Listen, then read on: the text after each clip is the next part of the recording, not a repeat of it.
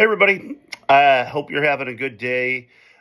Just wanted to just drop a word. I was thinking of, and I don't always comment on stuff like this, but just thinking about what happened today. And I know many of you, a lot of us, probably most of us, have heard about the shooting, the assassination of Charlie Kirk.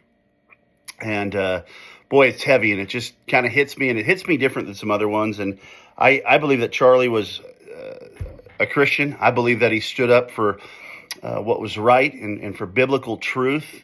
But I also think that Charlie was very gracious in that he created a space for open debate for people who disagreed to have a voice and to speak with him. And he didn't always agree with him. In fact, rarely did he. But he gave him a chance to speak, and he gave time for I think healthy debate.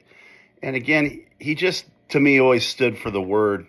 And it's just really sat on top of all that. He was only 31. His wife is now a widow. His children are without a father. And I was just thinking about just how sad it is and how it's just kind of hit me. And thinking about Charlie and his faith and I'm reminded of the words from Jesus himself in John 15:18. It says, "If the world hates you, keep in mind that it hated me first." And following Jesus doesn't mean we'll never have opposition. In fact, following Jesus, according to Jesus, means we will have opposition from the world. And I think this is a very dark kind of picture of that, and a troubling and sad picture of that. And I think following Jesus is not easy. But we have hope. Romans 8:18 tells us that our present sufferings are not worth comparing with the glory that will be revealed in us. And I believe that if we're faithful to the Lord, that whatever we go through in this life, whatever darkness we face, it pales in comparison. It's nothing compared to the glory that will be revealed in us, especially when we're with Jesus. And so, if it feels dark, we need to remember that we're not alone, that God is with us. We don't need to let fear or anger take root. We need to pray for one another.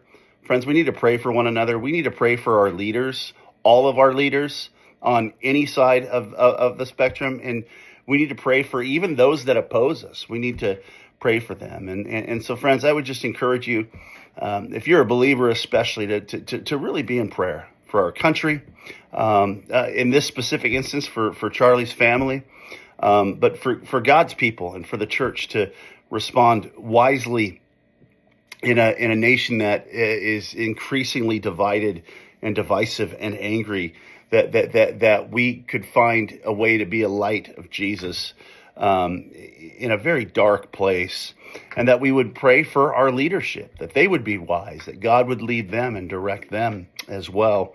And friends, I just want to encourage you to stay faithful and stay encouraged and keep your eyes on Jesus, because he's our peace. Jesus is our peace. This world's a mess, and until he comes back, it's going to get worse. But friends, he is with us, and he's given us a mission, and he's given us hope, and he is our peace. Keep your eyes on Jesus. Love you guys. Have a great week. Bye.